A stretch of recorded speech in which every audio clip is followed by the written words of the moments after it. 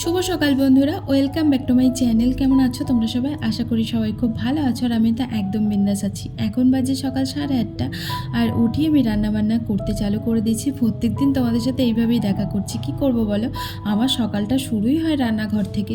তো তোমাদের সাথেও আমি সেইভাবেই তার জন্য দেখা করি। আর আজকে একটা 5 মিশালি সবজি করছিলাম, ওই গাজর দিয়ে, মূলো দিয়ে, তারপর শিম দিয়ে, মানে ঘরের মধ্যে যা যা আর কি সবজি ছিল সমস্ত সবজি দিয়ে সবজিটা হচ্ছিল আর কি। তো এই হচ্ছে ব্যাপার। আর ওদিকে হবে রুটি। তো রুটির জন্য আমি এখনো আটাটা মাখিনি, আটাটা মাখবো, মাখার পর আর কি চালু করব। তো আজকে না অনেকটা লেট হয়ে গেছে জানো উঠতে। আমি উঠি বেসিক্যালি ওই 7:30টার দিকে, তারপর উঠে ফ্রেশ হতে হতে ওই 8:30 মানে 8টা বেজে যায়। তবে আজকে রান্নাঘরে ঢুকেছি তখন প্রায় 8:20 মতন বেজে গেছিলো জানো। সবজি কালকে রাতেই আমি কেটে রেখে দিয়েছিলাম, কারণ সকালবেলাতে না আমার প্রচণ্ড তাড়াহুড়ো লেগে যায়। সবজি টবজি কেটে যদি চাপাতে যাই তাহলে অনেকটা লেট হয়ে যায়।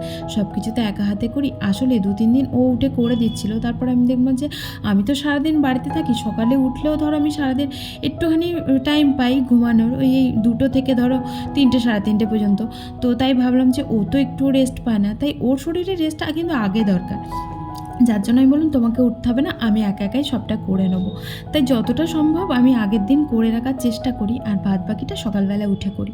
আর আমি এদিকে কাজ করতে করতে ও উঠে পড়েছিল, চলো ওকে চাটা দিই আর আমি একটুখানি বসবো। তো রান্না বান্না কমপ্লিট, এবার হবে চায়ের পর্ব। চাটা খেয়ে ওকে খাবারটা প্যাক করে দেবো, খাবারটা এখনো প্যাক করা হয়নি। চাটাকে খাই, তারপর ওকে খেতে দেবো, স্নানে যাবে, অনেক কাজ আছে এখনো।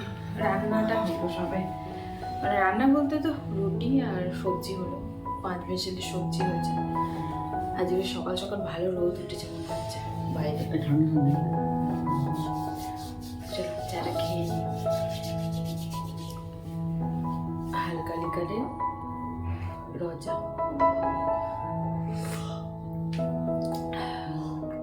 ওদিকে স্নান করতে চলে গেল, আর আমি এদিকে চলে এলাম রান্নাঘরে। কিছু বাসন ছিল, তাই ভাবলাম যে বাসনগুলো আগে ধুয়ে নিই।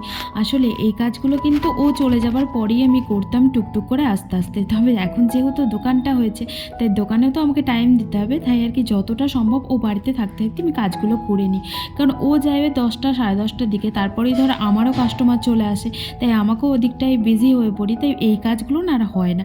আর তারপর ধরো ওই 1:30টার দিকে আমি মানে ক্লোজ টাইম তখন আমার আর কি। তার জন্য ওই টাইমটা কি বলতো, আমি নিজের সাথে একটুখানি ভিডিও এডিটিং করা থাকলে করি, তারপর বাদ বাকি যেগুলো কাজ থাকে খাওয়া দাওয়া করি, তারপর খাওয়া দাওয়া করে একটু রেস্ট নিই।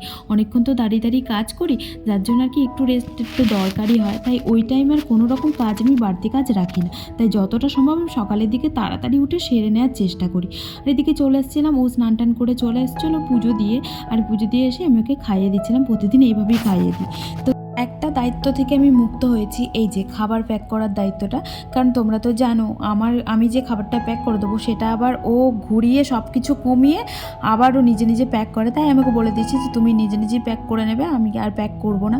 কারণ আমি 4-5টা রুটি দিই, ও 4-5টা রুটি খাবে না, ও 2টো রুটি খাবে, মানে 2টো তো 2টোই খাবে যাই হোক না কেন। তো যার জন্য 2টোই নেয়। আমি ওকে বলি ঠিক আছে তুমি তাহলে নিয়ে নিও, আমি আর কিছু প্যাক করব না। অনেকটা টাইম কাজ করার পর আবারও তোমাদের সামনে এলাম, কারণ এতক্ষণ করছিলাম কাজ, পার্লারের কাজ। তো তারপর এখন হচ্ছে ক্লোজ টাইম একটু, তাই এই চলে এসেছি লাঞ্চ করতে। আর আজকে কিছু ভাত ছিল, এটা হচ্ছে কালকেকার ভাত, বাসি ভাত ছিল, যার জন্য ভালোই ছিল। আমি ফেলে দিয়ে কি করব, ভাত ফেলতে আমার খুব মায়া লাগে জানো। তাই নিয়ে নিলাম, আর 2টো রুটি নিলাম আর একটু সবজি। তো এরপর একটুখানি রেস্ট নেবো, তারপর আবারও আমার কাজ চালু হবে। এই বিকালের পর থেকে অল্পই কাজ করি, তবে সকালের দিকটা না খুব চাপ থাকে, তাই তোমাদের সাথে ওই খাওয়া দাওয়া করার পর সকালে আর দেখা করি না। একবারেই দুপুরের দিকেই দেখা করি, কারণ কাজের চাপ থাকলে মানে টাইমও হয় না দেখা করার। আর এখন একটুখানি শোবো খাওয়া দাওয়া করে, তারপর আবার উঠে দেখা করতে। শুভ সন্ধ্যা বন্ধুরা, এখন বাজে সন্ধ্যে 6:30, আর ও একটু পরেই বাড়ি আসবে। তার আগে কিছু ঝটপট আর কি চটজলদি কিছু বানাতে হবে, যার জন্য আমি কিছু এখানে রেডি করেছি। তো আজকে তেমন মতন তোমাদের সাথে কিছু শেয়ার করিনি, আজকে একটা রেসিপি শেয়ার করবো তার জন্য।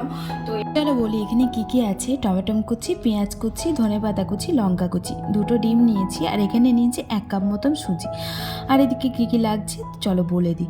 সুজিটা ফার্স্টে বাটিতে ঢেলে নিলাম, তারপর এর মধ্যে একে একে সমস্ত কিছু দিয়ে দেবো। যেমন জিরে গোটা দিলাম 1 চামচ, তারপর হলুদ গুঁড়ো অল্প পরিমাণে দেবে পরিমাণ মতন, তারপর সমস্ত সবজিগুলো দিয়ে দিলাম, তারপর একটু নুন অ্যাড করলাম।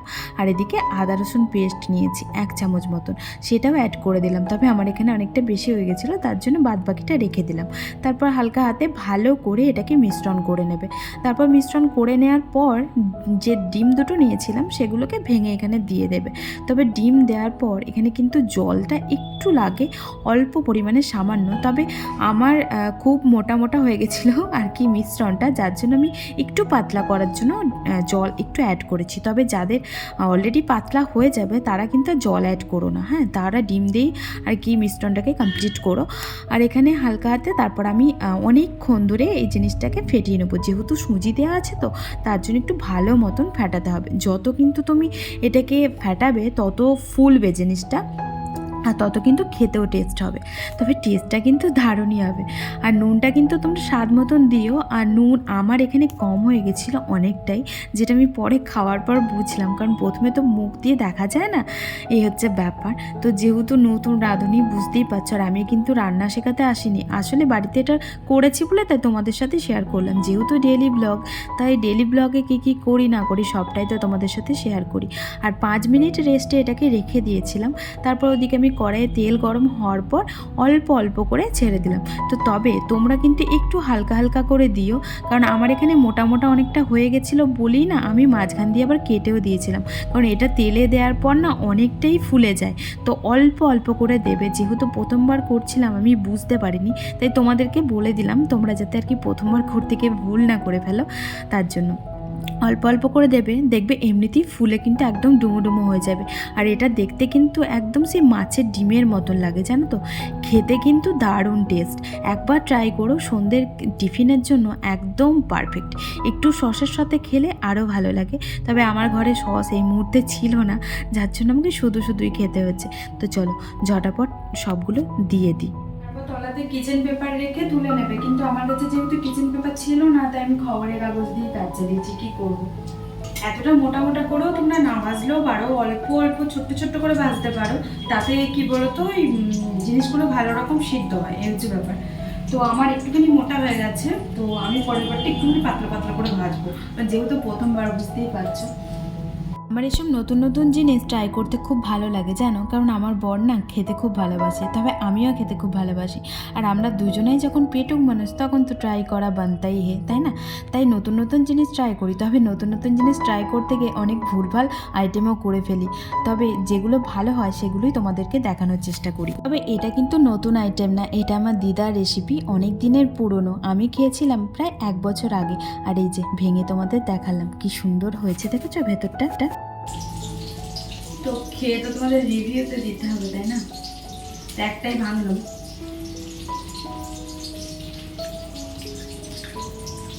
আমি এর আগে অনেকবার খেয়েছি, এত সুন্দর হয়। আমার নুনটা একটু কম হয়ে গেছে।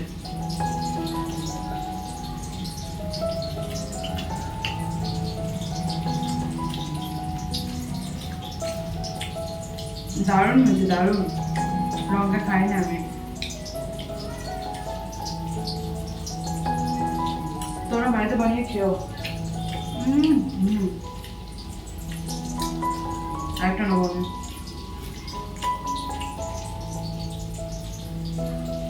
এই দেখো,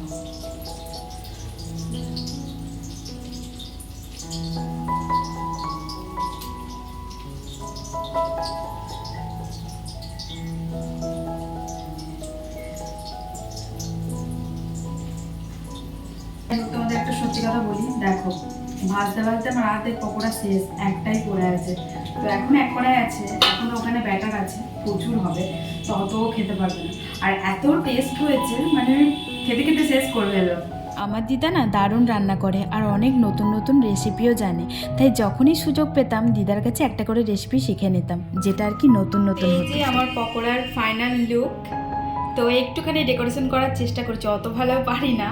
আর ওকে ফোন করেছিলাম, একটু সস আনতে বললাম, কারণ সস দিয়ে বেশি ভালো লাগবে।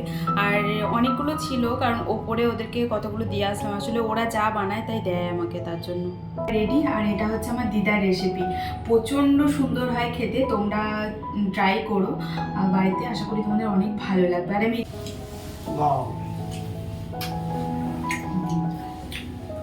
ব্যস্ত মানুষ, ব্যস্ত, চাই পেয়েছ, এক ফোঁটা দাঁড়ানোর টাইম নেই, পকোড়া ঠিক মতন খেলো যার জন্য এত কিছু দেখো, সেই টাইম পেলো না খেতে। দেখলে 4টে মতন খেয়েছিল, আর বাদ বাকিটা পড়েই ছিল। কি করব বলো, কাজই এরকম, হঠাৎ করে ফোন চলে এসছে, তাই আবার যেতে হলো। তো কিছু করার নেই, বেশ মনটা খারাপই হয়ে গেল যে এতক্ষণ ধরে এত কষ্ট করে ওর জন্যই আমি করলাম। তোমাদেরকেও দেখিয়ে দিলাম রেসিপিটা, তো খুব সুন্দর হয়েছিল, বিশ্বাস করো। ভালো মতন বলতেও পারলো না তোমাদের সামনে, দেখলে কেমনভাবে বলে চলে গেল, অনেকটাই তাড়াতাড়ির মধ্যে ছিল। যাই হোক, এখন আমি রান্না বান্না সমস্তটা সেরে নিলাম, এখন প্রায় 10টা মতন বাজতে চললো, এখনও পর্যন্ত আসেনি। একটু টেনশনই কাজ করছে, ফোন করছি ফোনও তুলছিল না, হয়তো কাজের মধ্যেই আছে। তাও কি বলো তো, একটু টেনশন হয়, কি আর করবো বলো, বাইরে আছে তো যেহেতু। তো আমার রান্না বান্না সব কিছু কমপ্লিট, বাসন টাসন মাজাও কমপ্লিট, এখনও পর্যন্ত আসেনি, এখন 10টা বাজে। তো ফোন করছি, বলছে যাচ্ছি যাচ্ছি। তো যাই হোক, বললো যে ব্যস্ত আছে একটুখানি। মানে কি বলতো, ও আগে কিন্তু এতটা লেটই বাড়ি আসতো, কিন্তু এইখানে আসার পর থেকে না, মানে এই ধরো 1-2 সপ্তাহ হয়েছে এসেছি, তারপর থেকে কিন্তু ও তাড়াতাড়ি বাড়ি চলে আসে, কারণ যেহেতু অন্য একটা জায়গায় কাজে গেছে। এবার আজকে হঠাৎ করে এতটা লেট হচ্ছে, তো তাই একটু টেনশন হচ্ছে। যাই হোক, ও আসুক, হ্যাঁ, তারপর তোমাদের সাথে আমি দেখা করছি। এখন বাজে প্রায় 11টা মতন, আর বাবুর এতক্ষণে আসার টাইম হলো। দেখো, প্রচণ্ড পরিমাণে রেগে গেছিলাম আমি, মুখ দেখি বুঝতে পারছো আশা করি। একটা কথা ওর সাথে আমি বলিনি, কারণ আমি যতবারই ফোন করেছি ততবারই শুধু বলছে যে যাচ্ছি যাচ্ছি। তো আমাকে বলছে যে কাজ আছে, ঠিক আছে কাজ আছে মানছি, কিন্তু কি এমন কাজ বলো যে বলা যাবে না। তো তারপর অ্যাকচুয়ালি বাড়ি এসে বলল যে আমার একটা ওষুধ পাওয়া যাচ্ছিল না, যার জন্য আর কি সেটা খুঁজতে খুঁজতে এত লেট হয়ে গেছে। আসলে একদিন ওষুধটা স্কিপ করলেই আবার নতুন করে চালু করতে হবে, জন্যই আর কি এত লেট, কারণ ওষুধটা নিয়ে তারপরে এসছে। আসলে আমাকে প্রথমে বলে দিলেই হতো, তাহলে এতটা আমি রাগ করতাম না। তো রাগ করার পর দেখছে যে প্রচুর রাগ হয়ে গেছে, আর সামলানো যাচ্ছে না, তখন আমাকে বললো কেমন বদমাশ দেখেছো। তো চলো, আজকের মতো ব্লগটা তাহলে এখানেই এন্ড করছি। আজকে রাতে রান্না করছিলাম সয়াবিন দিয়ে ফুলকপি দিয়ে আলু দিয়ে তরকারি। তো গুড নাইট, ভালো থেকো সবাই।